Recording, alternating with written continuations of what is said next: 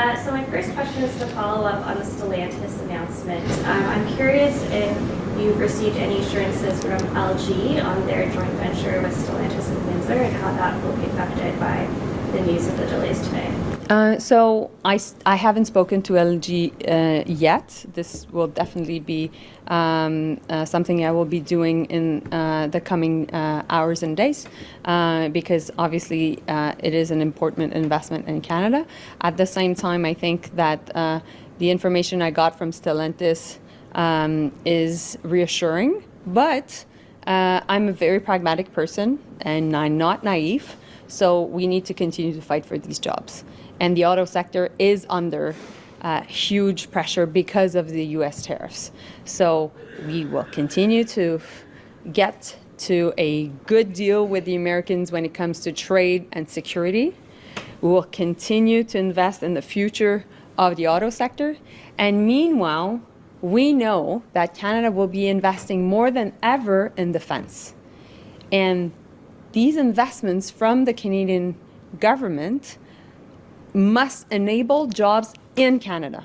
And I'm convinced that we have fantastic Canadian workers that are willing to put, to be elbows up and to make sure that they can build for our men and women serving in Canada and abroad.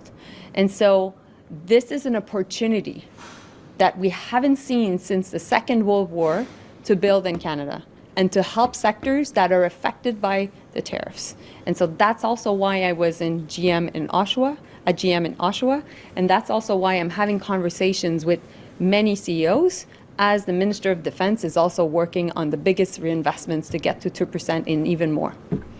Yes. You talked about the consequences of the tariffs. What are you doing specifically to get rid of the tariffs on automobiles and steel? Well, a couple of things. Of course, we're in negotiations with the Americans right now. The Minister of Intergovernmental Affairs, also in charge of U.S. trade, Dominique LeBlanc, is in Washington as we speak. He's been in contact with many officials. But that being said, also, we've worked as well with the auto sector in Canada to make sure that we could find a way to protect the jobs in that sector that is really, really affected through a remission system. So that's what we've done. Now things are going very fast, and negotiations are happening by the hour. So that's the only thing that I can say.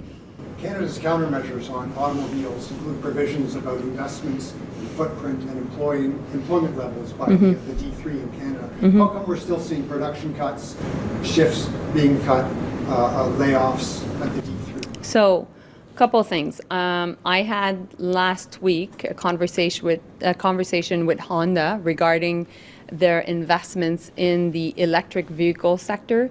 The CEO confirmed that no jobs would be cut and the conditions of workers would remain the same, and that there was still a commitment to the electric vehicle sector, but there is a softening of the demand. So that's just a reality, and it's linked also not only to the U.S. tariffs, but it is also linked to the fact that President Trump has decided not to go ahead with the Inflation Reduction Act, so the IRA that was put in place by President Biden that was providing for support for electric vehicles. So that's the first point. Second is, I spoke this morning with the president of Stellantis. He also assured me that there would be no job loss and the conditions of workers would remain the same. But indeed, there is also a softening in the demand on the electric vehicle side. So my goal is to make sure that I have real conversations with the CEOs and that I can reach out to all the companies that have invested in that sector. At the same time, we've been very thorough in our way to invest by making sure that our support would be linked to production. So there is a good management of taxpayers' money, which for me is a complete priority. And so that's why my concern is much more about how do we create jobs and continue to invest in the future of the auto sector, while at the same time we're dealing with a lot of geopolitics and a lot of uncertainty. So I will definitely be able in a couple next day to not only talk to the Canadian CEOs, but also to talk to global CEOs to make sure that I can get the point of view from people in Japan, in Germany, and in the US.